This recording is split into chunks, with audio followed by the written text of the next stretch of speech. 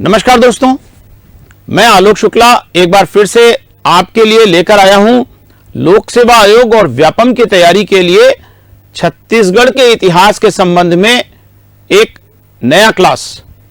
हमने अभी तक छत्तीसगढ़ के इतिहास में मराठा काल की बात की है। मराठों के बाद छत्तीसगढ़ में ब्रिटिश शासन आया, तो आज हम बात करेंगे ब्रिटिश शासन के बारे में।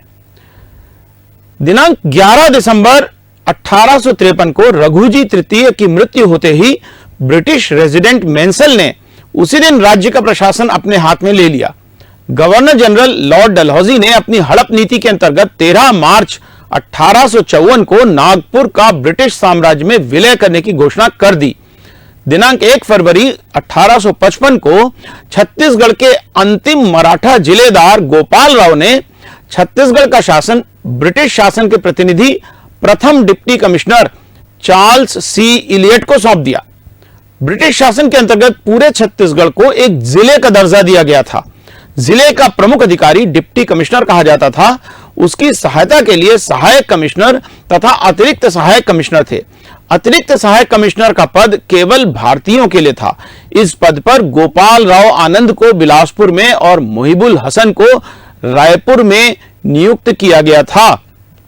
छत्तीसगढ़ में ब्रिटिश प्रशासन का नवीन स्वरूप ऐसा था कि असैनिक प्रशासन को पुनर्गठन करके यहां पर पंजाब जैसी प्रशासनिक व्यवस्था लागू की गई। इसके अंदर प्रशासन को दो भागों में बांटा गया, माल और दीवानी।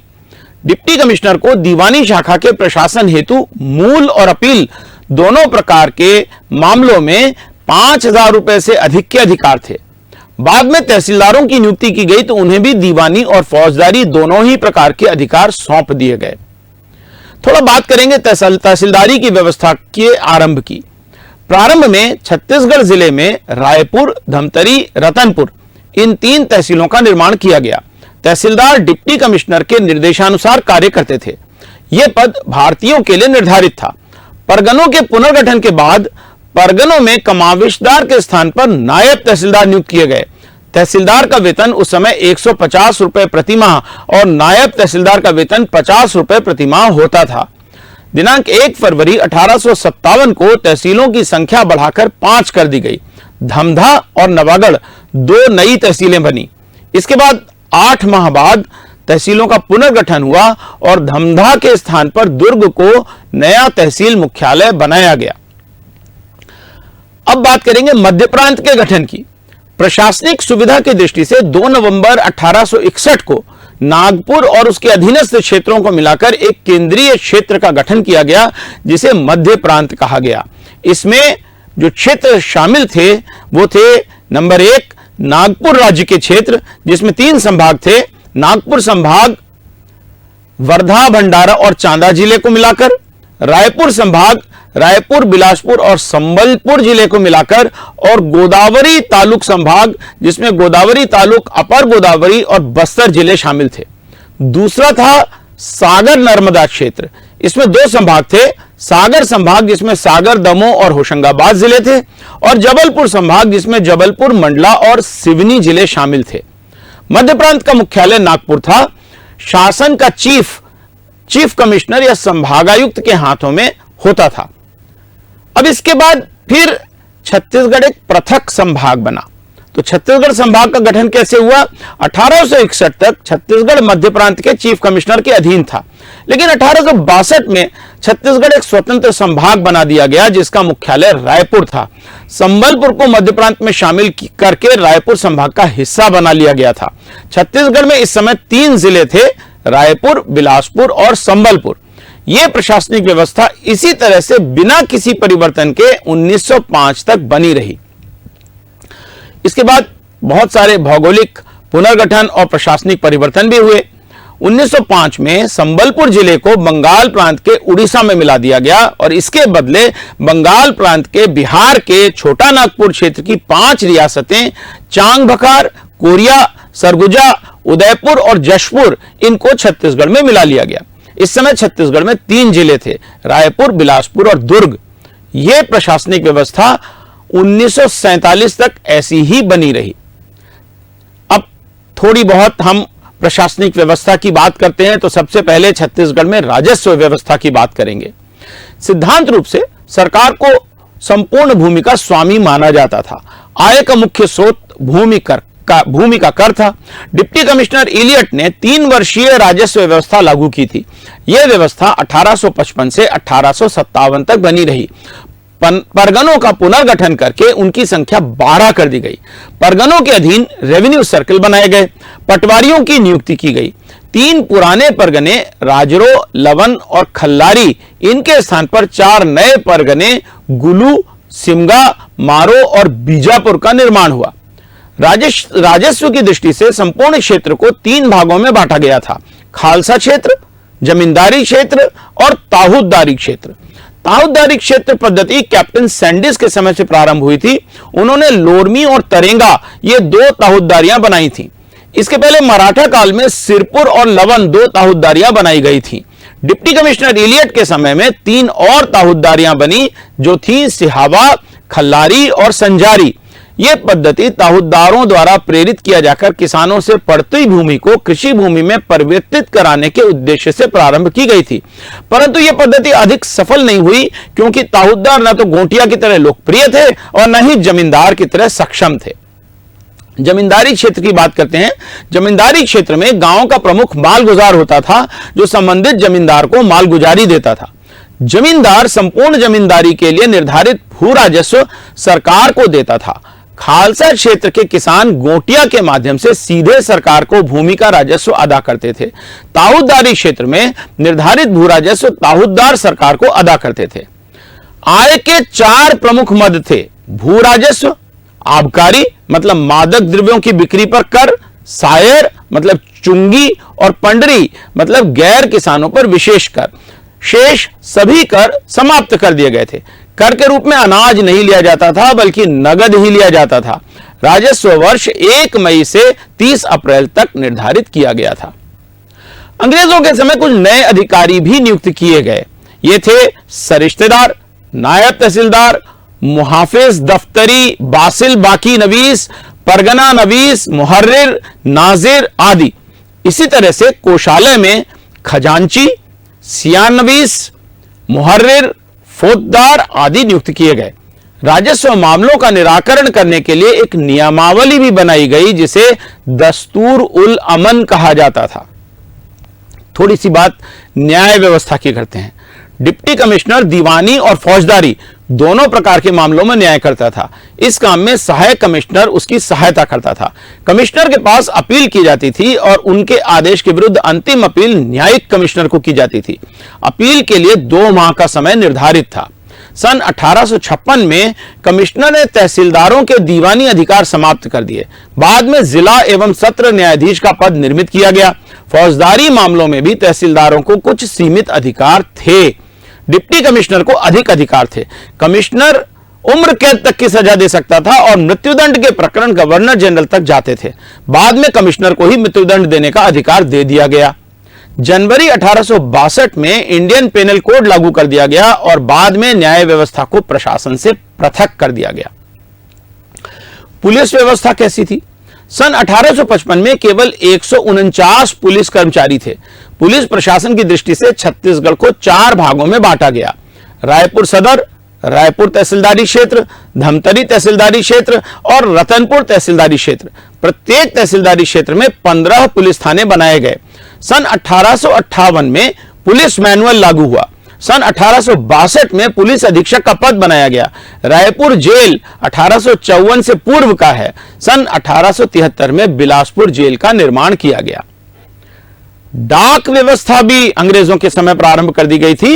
रायपुर में हरकारे नियुक्त करके डाकघर का निर्माण किया गया। सन 1857 में रायपुर में पहला पोस्टमास्टर स्मिथ बना था। यातायात के लिए भी अच्छी व्यवस्था अंग्रेजों ने शुरू की। कैप्टन एग्न्यू ने रायपुर नागपुर सड़क की योजना शुरू की। सन 1862 में ग्रेट ईस्टर्न रोड बनी जो आज राष्ट्रीय राजमार्ग 6 है। सन 1905 में बिलासपुर अंबिकापुर सड़क बनी। 19वीं शताब्दी के प्रारंभ में अंग्रेजों ने नागपुर छत्तीसगढ़ रेलवे के नाम से रेल लाइन बिछाने का कार्य प्रारंभ किया। आरंभ में यह मीटर गेज थी, लेकिन 1887 में इसे बंगाल नागपुर रेलवे ने अधिग्रहण करके बड़ी लाइन में परिवर्तित कर दिया। सन 1900 तक राजनांदगांव, दुर्ग, रायपुर और बिलासपुर बॉम्बे कलकत्ता लाइन से जुड़ चुके थे। धमतरी और राजिम में रायपुर को छोटी लाइन से जोड़ा गया। उद्योगों का प्रारंभ भी अंग्रेजों के समय में हुआ।